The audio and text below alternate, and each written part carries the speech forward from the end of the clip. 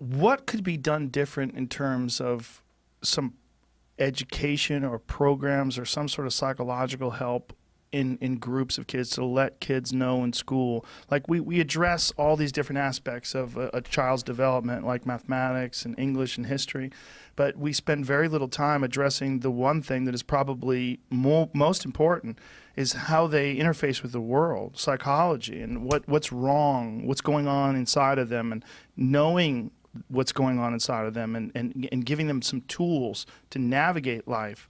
This is not something that gets taught in school, strangely, and this is one of the reasons why they go looking for it afterwards. People, they're constantly looking for motivation and self-help people and books, right, and trying to find some tools. So I think that's a brilliant idea. I mean, I never considered teaching kids about psychology. I never encountered psychology until I was in college, and I think that's an amazing idea. The problem is that these kids are getting indoctrinated instead of exploring a topic. They're getting indoctrinated in gender ideology. California, it starts in kindergarten.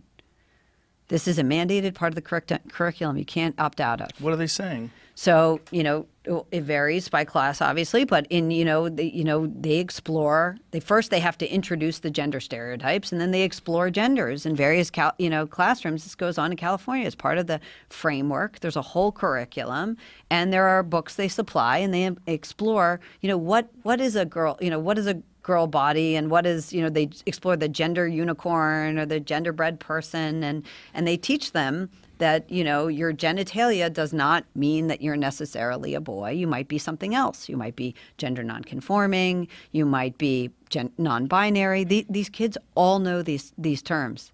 They know, they have every option. And the problem with that is then they hit 11 and they start to develop, or they hit a hard time. Their parents divorce, they move, whatever, things get hard, and these options leap to mind. Oh my God, I heard about this. I might be a boy. That seems crazy that they're teaching kids that early. Or just and to teach them that, I mean, like how comprehensive is this class? I mean, how much time do they spend doing this?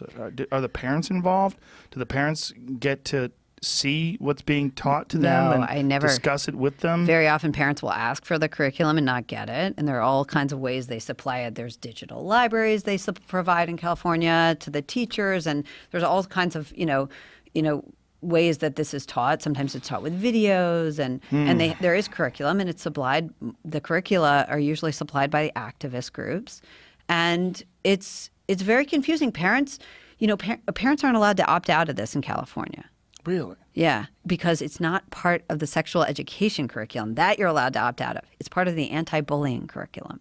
Whoa. And you can't opt out of anti-bullying. Everybody has to, treat each other well. So it's also the word activism. It sounds like you're doing a good thing.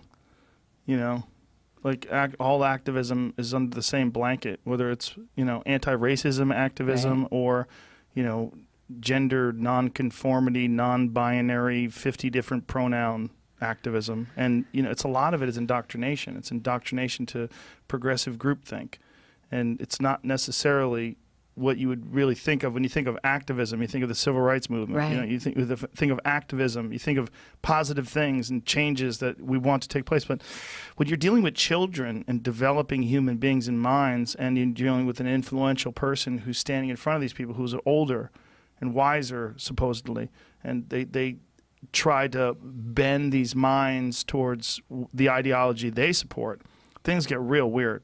And if you're a parent and you're not aware that this is happening to your kid while your kid's at school, I have a buddy of mine who found something like this out was happening at his school, and then he got a hold of the paperwork, and he was furious. He was like, "This is crazy. Right. Like, what are we doing to children? Has this been vetted? Is this something where we're all in agreement on this sort of education process for children?" Right. So they're reading books like I Am Jazz in California to kids, and that suggests that you might, and it tells kids that you might have a boy's brain in a girl's body. They are being taught this as if this is true, right? Now, of course, there's no evidence that you could ever have a boy's brain in a girl's body. I mean, that doesn't make sense, right? But they're taught that alongside things that are factual, that are biological.